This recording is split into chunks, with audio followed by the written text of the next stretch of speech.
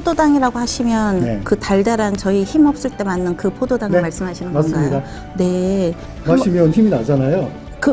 네, 네. 그렇군요. 이걸 한번 한번 드셔보시는 게 어떠십니까? 그러면 힘이 네. 나나요?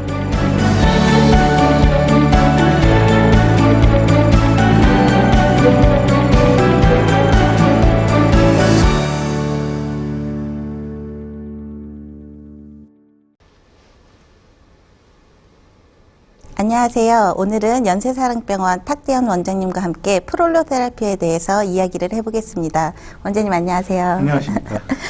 원장님, 네. 오늘은 프롤로 테라피에 대해서 이야기를 해볼 건데요. 발음도 어려워요. 이게 대체 어떤 치료인가요?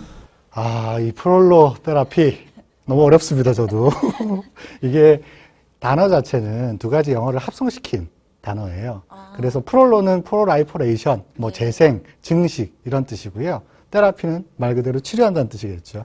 그래서 쉽게 프롤로 주사 혹은 증식 주사 그리고 소위 인대 강화 주사라고도 불리는 주사입니다. 인대 강화 주사가 이 주사를 얘기를 하는군요. 네, 그렇죠.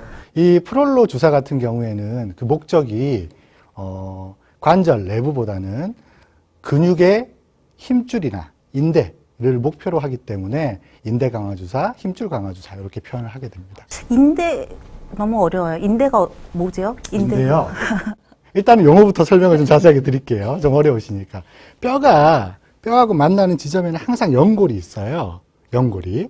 그리고 이 연골을 감싸는 부분을 저희가 관절이라고 그럽니다. 그래서 관절은 항상 이렇게 막 같은 거에 감싸져 있어요. 근데 이 막만 있으면 힘이 없겠죠. 그래서 이 막 위를 지나가는 근육이라든지 인대, 힘줄이 있습니다. 좀 더 보강시켜주는 역할이겠죠. 그래서 쉽게 생각하시면 얘만, 연골만으로 너무 약하기 때문에 그 바깥쪽으로 해서 근육, 인대, 힘줄이 있다. 그래서 그렇게 생각하시면 돼요. 그래서 이 프롤로 주사는 관절 속보다는 관절 바깥쪽에 있는 근육이나 힘줄이나 인대에 놓는 주사입니다. 그러면 어떤 환자분들이 대부분 이 주사를 이렇게 치료를 하시나요? 일상생활이라든지 스포츠를 하신다든지 하게 되면 이 주변 힘줄이나 인대에 염증이 생기는 경우가 있어요. 또는 연세가 좀 많이 드신 분들 같은 경우에 여기에 퇴행성 변화가 생기면서 약해지고 그리고 부분적으로 파열이 일어나는 경우도 있습니다.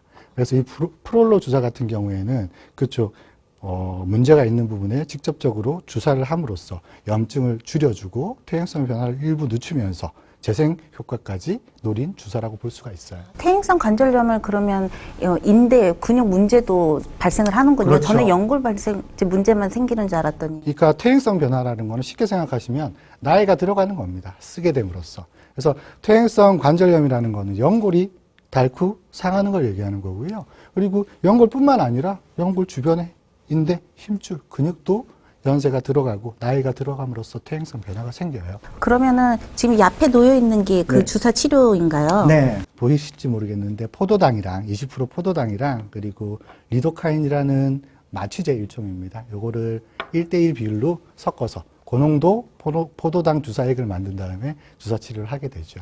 포도당이라고 하시면 네. 그 달달한 저희 힘 없을 때 맞는 그 포도당을 네, 말씀하시는 맞습니다. 건가요? 네. 마시면 힘이 나잖아요. 네, 그렇군요. 이걸 한번 드셔보시는 게 어떠십니까? 그러면 힘이 네. 나나요? 네, 한번 드셔보세요.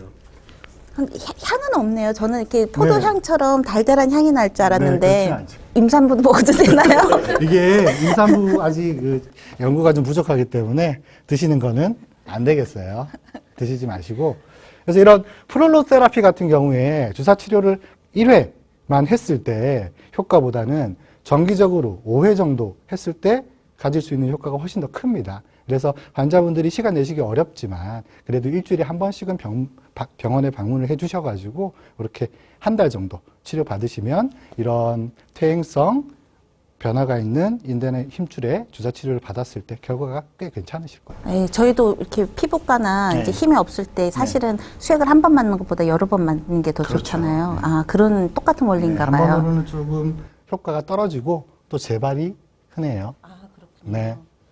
그 주사가 많이 아플까요? 주사요. 잘 놓으면 안 아픕니다. 이게 엉덩이에다가 놓는 주사인가요? 아니요, 엉덩이에 놓지는 않고요. 염증이 있는 부위에 직접 놓게 됩니다.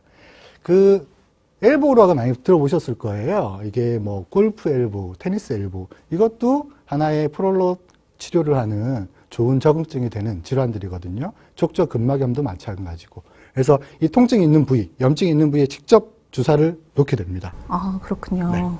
원장님, 그러면은 몇 주에 한 번씩 얼마나 자주 맞으면 이게 효과가 더 좋을까요? 이제 일회성 주사로는 효과가 좀 떨어지고요. 일주일에 한 번 정도 맞는 게 좋고, 횟수는 한 5회 정도는 맞아주시는 게 아무래도 경과가 좋더라고요. 그래서 치료 기간은 총 한 달 정도 생각하시는 게 편하실 것 같습니다. 원장님, 그러면 네. 모든 관절에 적용이 된다고 하셨는데 네. 어느 부위가 제일 그래도 효과가 많을까요? 효과는 대동소이하고요.